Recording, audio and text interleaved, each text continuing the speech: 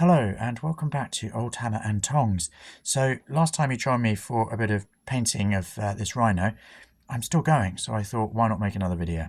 So I'm absolutely loving this new big brush I spoke about last time. So this is actually an Army Painter big brush. It's called a vehicle brush, appropriately enough. I've never used one before, but it is kind of changing my life.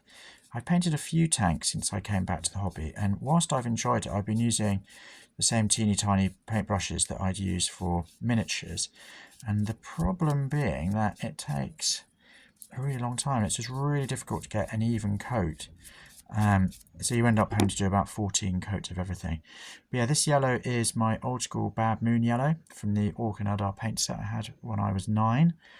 And I've mixed in a little bit of this lovely Coat d'Arms burnt orange. I'll put a link to that in the show notes so that you can look up Coat d'Arms. I absolutely love Coat d'Arms paints. I think they are, first and foremost, they're really good paints.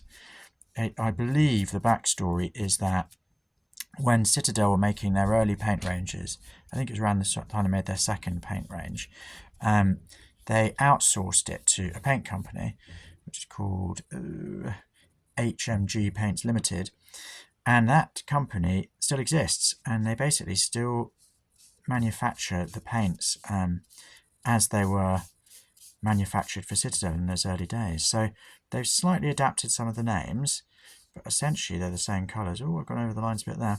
They're essentially the same colours.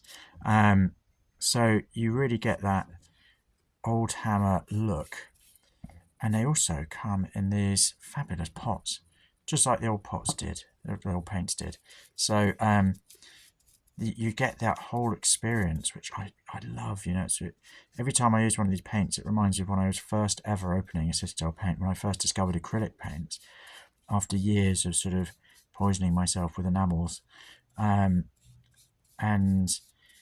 they are fabulous. They even smell the same. There are videos of people on YouTube smelling Coat d'Arms paints and coming to the conclusion that they do smell the same as old hammer paint. So if you're into your paint smells, then buy a pot, open it up and give it a good old whiff, good old sniff, and enjoy it for yourself. Yeah, here we go. I don't think going over the lines did too much damage there, so I'll probably leave it, because you know what, orcs, it's not meant to be perfect, is it? They're too busy following the wire to get all their painting perfect. There we go.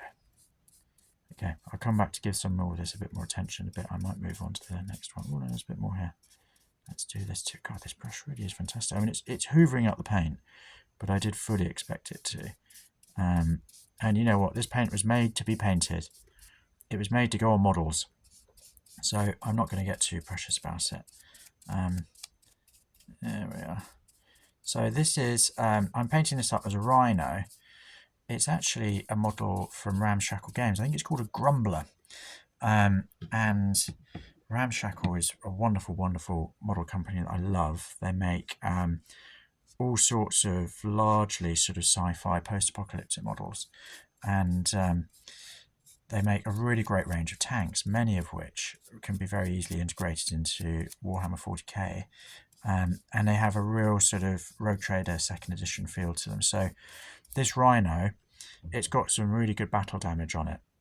So that's been built in by the sculptor, which is perfect for an Orc Rhino, because you know Orcs love a bit of battle damage. So the backstory for my Old World Army Challenge Bad Moon Army is that they are led. Oh, sorry, you had a shot there.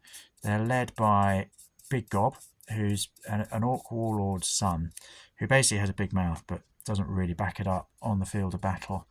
But anyway, some of his boys will have miraculously overpowered an Imperial patrol, and as they got their hands on this rhino, before immediately smashing it up and painting it in garish bright colours. So this is going to be my entry for the next month in the Old World Army Challenge, which I'm really excited about. Last year, the Army Challenge did not go very well for me. I finished one model, Big Gob himself, and then failed to finish anything else, so I had to drop out.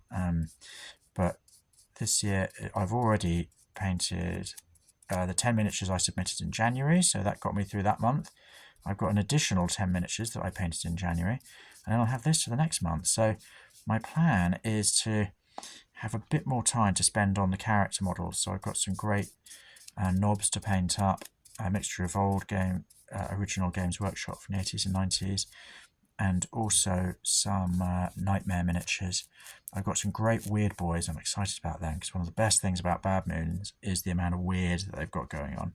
So I'm really looking forward to that.